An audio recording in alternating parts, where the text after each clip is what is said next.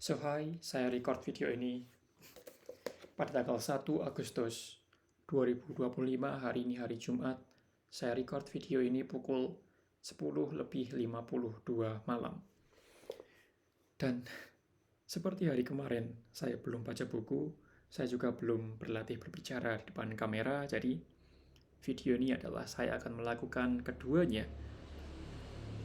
Saya tahu akhir-akhir ini saya sedikit kurang konsisten, tapi saya juga belajar bahwa konsisten itu bukan berarti melakukan atau mencurahkan 100% setiap hari. Artinya, kalaupun kita tidak 100%, tapi kita melakukan setiap hari, itu juga konsisten. Mungkin hari Senin kita melakukan kegiatan benar-benar 100% fokus. Semua energi, semua waktu, semua pikiran kita curahkan pada hal tersebut 100%. Tapi mungkin hari Selasa jadi 70%, Rabunya jadi 60%, Kamisnya jadi 50%, Jumat 70%, Sabtu 80%, Minggu 50%. Artinya naik turun presentasinya, tapi itu juga termasuk konsisten.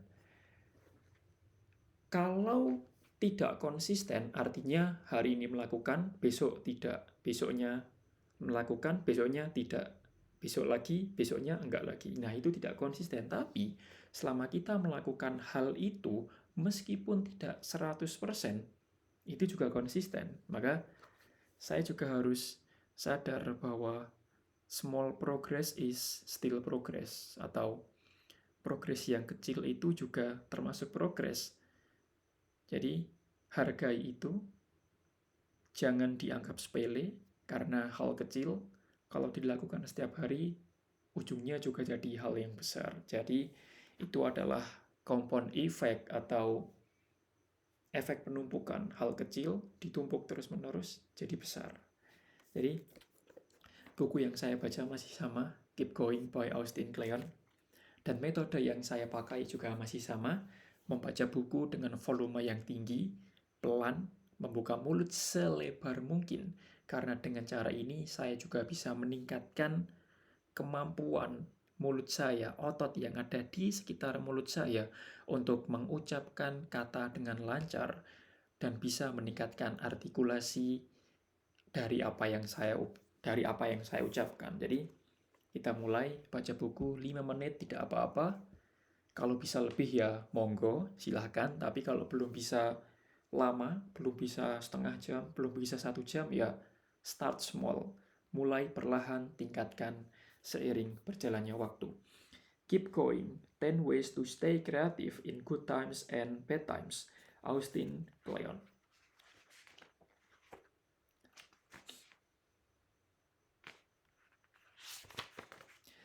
Kelihatan seperti bekerja, tetapi aku melihatnya seperti bermain. Cara kita melakukannya, kita bekerja keras dengan bermain. Kelihatan seperti bekerja, tetapi aku melihatnya seperti bermain. Seperti bekerja, tapi bukan bekerja, melainkan bermain. Para penulis dan seniman bisa mengetik atau menggambar selembar, lalu membuangnya. Para fotografer bisa mengambil foto dan langsung menghapusnya. Ya, saya pernah mengalaminya. Tidak ada yang mampu menambah keseruan bermain selain dari adanya sejumlah mainan baru. Cari alat-alat dan material yang tidak biasa. Temukan cara baru untuk diotak-atik. Trik lain, ketika tidak ada lagi yang terasa menyenangkan, coba buat sesuatu seburuk mungkin. Lukisan terburuk, puisi yang sangat payah, lagu yang menyebalkan, membuat sebuah karya seni yang dengan sengaja dibuat buruk sangat menyenangkan. Terakhir, coba habiskan waktu bersama anak-anak kecil. Bermainlah petak umpet, melukislah dengan jemari, bangun menara dari balok-balokan, lalu robohkan. Curilah apapun yang cocok buatmu. Ketika penulis Lawrence Westclair perlu mencari tahu kerangka untuk salah satu karyanya, dia akan bermain-main dengan satu set balok-balok kayunya. Putriku tidak diizinkan untuk bermain dengan balok-balokan itu, ujarnya. Balok-balok itu milikku. Jangan terlalu terbebani, jangan terlalu terbebani, jaga keringanan, bermainlah. Jangan fokus pada hasilnya, tapi fokuslah pada kerja aktualnya. Buang jauh-jauh apa yang kamu inginkan, buang jauh-jauh tujuanmu, buang jauh-jauh hasil yang ingin kamu dapatkan. Fokuslah pada prosesnya. Karena fokus pada prosesnya, fokus pada kerja aktualnya, akan membawamu ke tempat yang jauh lebih banyak, jauh lebih tinggi, dan jauh lebih menarik juga. Kamu harus berlatih bersikap bodoh, bebal, tanpa pikiran, kosong. Kamu harus berlatih bersikap bodoh, bebal, tanpa pikiran, kosong. Dengan begitu, kamu akan bisa melakukannya. Cobalah lakukan pekerjaan yang buruk, hal terburuk yang bisa kamu pikirkan, dan lihatlah apa yang terjadi. Tetapi, tetaplah rileks dan lupakan segalanya. Kamu tidak bertanggung jawab atas dunia, kamu hanya bertanggung jawab atas karyamu. Jadi, lakukanlah. Kamu tidak bertanggung jawab pada seluruh dunia. Kamu bertanggung jawab atas karyamu. Jadi, lakukanlah. Sol Lewitt pada Eva His. Membuat hadiah. Bab 4. Membuat hadiah. Tuhan pergi meninggalkan ruangan di saat kamu memikirkan tentang uang. Wait. Tuhan pergi meninggalkan ruangan di saat kamu memikirkan tentang uang. Tuhan meninggalkan kamu di saat kamu memikirkan tentang uang. Tuhan akan meninggalkanmu ketika kamu memikirkan tentang uang. Oke? Lindungi hartamu. Berikut adalah fenomena budaya kontemporer yang membuatku sinting. Kamu memiliki seorang teman yang biasa merajut selendang-selendang cantik. Merajut adalah aktivitasnya untuk menjernihkan pikirannya dan melewatkan waktunya di tengah perjalanan panjang komuter dengan kereta. Kamu memiliki seorang teman lain yang senang memanggang kue.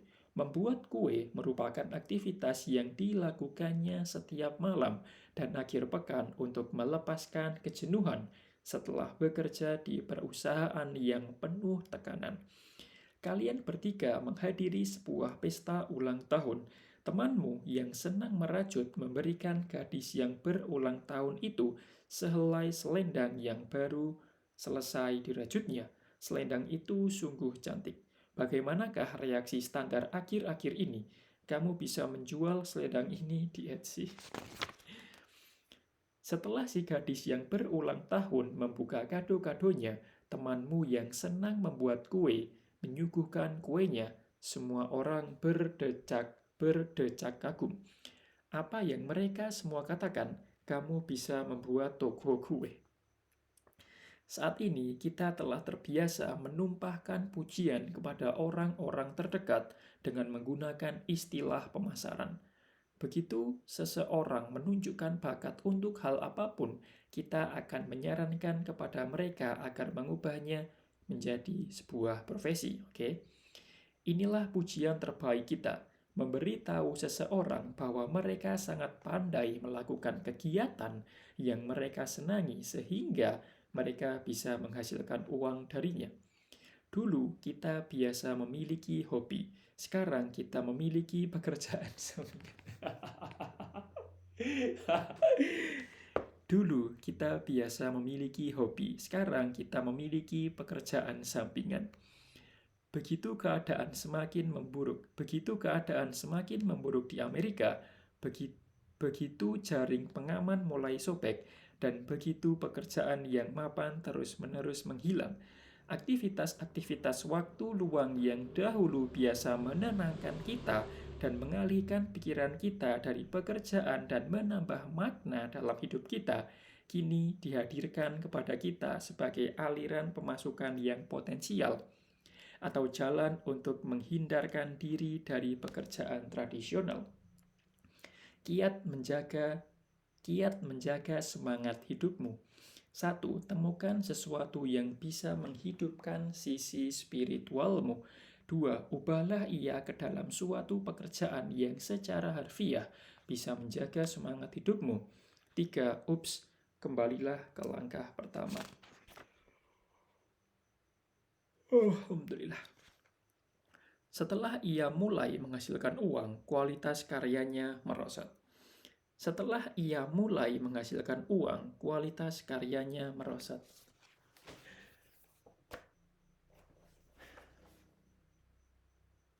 Saya belajar hal baru dari buku ini, dari bab yang baru saja saya baca.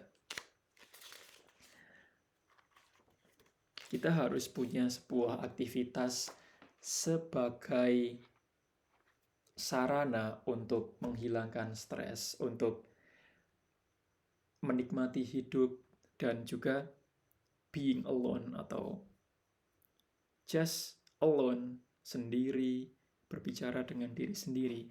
Dan di buku ini dijelaskan bahwa ada orang yang suka merajut sebagai aktivitas untuk melepaskan penatnya, melepaskan stresnya. Ada juga orang yang memanggang kue sebagai aktivitas untuk menenangkan diri. Tapi sekarang aktivitas itu justru direkomendasikan untuk menghasilkan uang, which is tidak salah. Tapi kalau kita terus-menerus fokus pada menghasilkan uang, di buku ini juga dijelaskan, dituliskan bahwa setelah ia mulai menghasilkan uang, kualitas karyanya merosot. Dan di bab sebelumnya atau halaman sebelumnya dituliskan, Tuhan pergi meninggalkan ruangan di saat kamu memikirkan tentang uang. Jadi, poin yang saya pelajari adalah jangan fokus pada hasilnya, tapi fokus pada prosesnya. Jangan fokus pada tujuan kamu, tapi fokus pada prosesnya. Fokus pada pekerjaan yang harus dilakukan. Dan inilah pedoman baru yang akan saya pegang seterusnya. Saya tidak fokus pada hasilnya. Ya, saya memang punya tujuan. Saya pengen dapat hasilnya, tapi sekarang saya tidak fokus lagi pada hasilnya. Saya membuang jauh-jauh tentang hasilnya, tapi saya benar-benar fokus pada pekerjaan yang harus saya lakukan. Saya berhenti menunda-nunda. Saya mulai fokus untuk membuat to-do list dan menjalankan to-do list tersebut. Karena saya percaya ketika saya tidak fokus, tidak peduli dengan hasilnya, dan mulai fokus pada pekerjaan, pada prosesnya, saya mencurahkan semua energi, waktu, tenaga, pikiran saya pada prosesnya, maka saya bisa melaju lebih cepat, lebih jauh, dan hasilnya juga lebih besar lagi. Jadi, membaca buku ini tidak hanya sebagai media untuk belajar, untuk menambah ilmu, tapi bagi saya ini juga sebuah meditasi atau sarana untuk menenangkan diri saya sendiri. Karena di era digital ini, distraksi itu banyak sekali. Kita pegang handphone, notifikasi muncul. Kita buka laptop, notifikasi juga muncul. Banyak sekali distraksi di era digital ini, dan dunia tidak akan lelah untuk menguji kita. Maka, menurut saya, membaca buku ini tidak hanya menambah ilmu, tapi juga sarana untuk meditasi, untuk menenangkan diri, untuk melepaskan stres. Itu adalah hal yang saya suka dari membaca buku. Jadi, thank you for watching. I wish you all the best dan sampai jumpa di hari esok.